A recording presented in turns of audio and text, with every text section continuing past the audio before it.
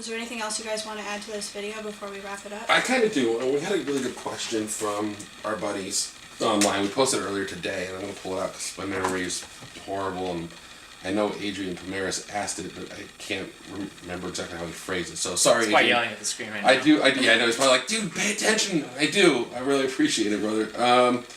Hello, nope, that's not it. Oh, here we go. Yeah. Here it is, right there.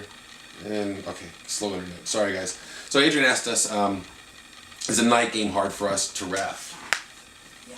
So, Short answer, yes. Long answer, hell yes.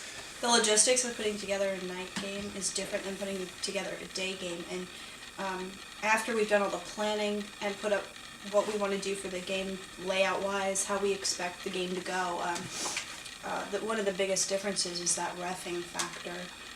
So Adrian, that's actually an amazing question. A lot of people have asked it.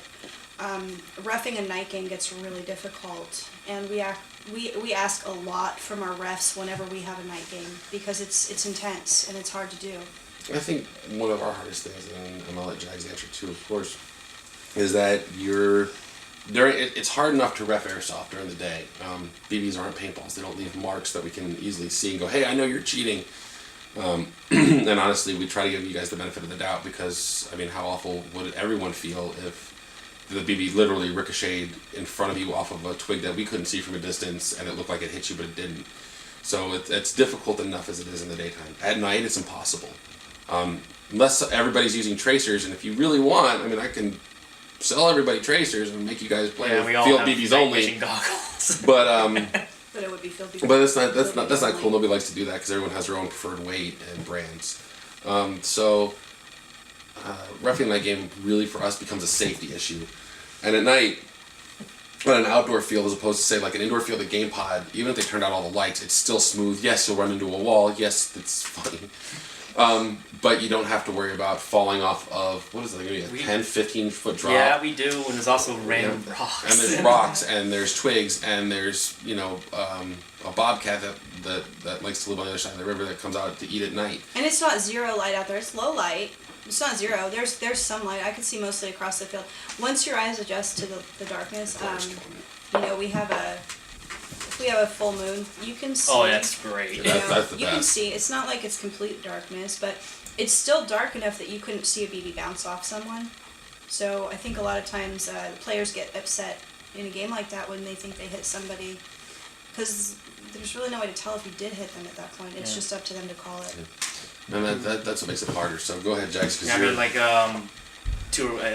at Ord. I mean, I gotta give mad props to those guys at Ord. I mean, I ref an open field and I can see where the battles are going. They have to walk through buildings, and most of the fighting's inside buildings. You can't see in those buildings for crap when you're just walking down the street in the middle of a firefight. Especially in the night game we went to. And night game, forget it. I can't imagine trying to do a night game there. I mean, somebody had a game where they actually had everybody bring NVGs, but you know how expensive NVGs are. I mean, it's Can I have NVGs maybe? No, well, and that's why we don't all bring NVGs. It's impractical to think that everyone's going to bring them, because they're not. No, you're going to have a lot of people that aren't going to go. Yeah, but a night game, it's one of the main thing is, basically, during the day, purpose of a ref is gameplay, safety, and making sure people are honorable. When it becomes nighttime, it just becomes safety and gameplay enforcement. And even then, a night game is basically just safety, because you gotta keep making sure everyone's within the game boundaries, because people at ARC like to wander around, especially during the night.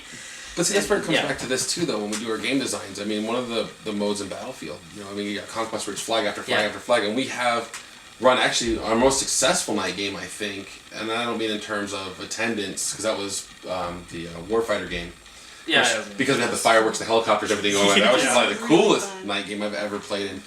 But we did, before that, we did a couple of scripted ones. They were kind of dry runs for it, and literally we put all the objectives were up on the flat part between the paintball areas and the airfield, and it was, you literally walk from one to another, and sometimes in reffing, that's the best way to go, is keep people out of the danger areas, because it is safety, and we can mark off the road with chem lights and be like, this is the boundary. That's what we did at the last one, was we put chem lights all over. There you go. But to answer your question, Adrian, yeah, night games are extremely difficult to ref, and it becomes nothing more than a safety issue. There's no, I mean, that for a night game, it depends on your crew that are out there. You need to have honorable people in a night game, or the game just sucks. I mean, even walking around for us. I mean, in the daytime, players, they recognize I might wear safety vest or whatever, and like, oh, I don't hit that guy. At night, you'd be lucky you can see that. And plus, your kit's going to be different because I remember the last night game that we went to that wasn't at ARC. We went to another night game. It got really cold, and by 9 o'clock at night, the temperature dropped 30 degrees, and we weren't prepared for it because wearing your stuff out in the day, you're going to wear a different loadout than you would wear when it's really cold at night. Mm-hmm. So if you didn't bring proper gear to play in a night game, then you're going to have a bad time. You French fry when you should have. You keep something you should have French fry, and you're gonna have a bad time. Yeah. All right. So I guess that's basically it. So we pretty much wrap this up, guys.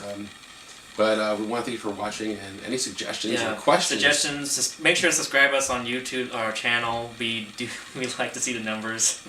But Jax likes to see the numbers because he's all. I do like to see high numbers. But no, seriously, guys, if you like this, go ahead, let us know, and then shoot us an email or. It's on Facebook with some more questions. We're going to try and do this, I think, at least once a month. At least every other week. Actually, you can just go ahead and post your question right on the video here on YouTube. Yeah, comments, please. Over the side of the screen. You're right down there. Just click on the comments do you know how to section. do that? I do. Click on the comments, leave us a comment, ask a comments. question, and we'll make another video answering what you had for us. So. All right, guys, so this is 3 in the Chamber, and thanks for watching.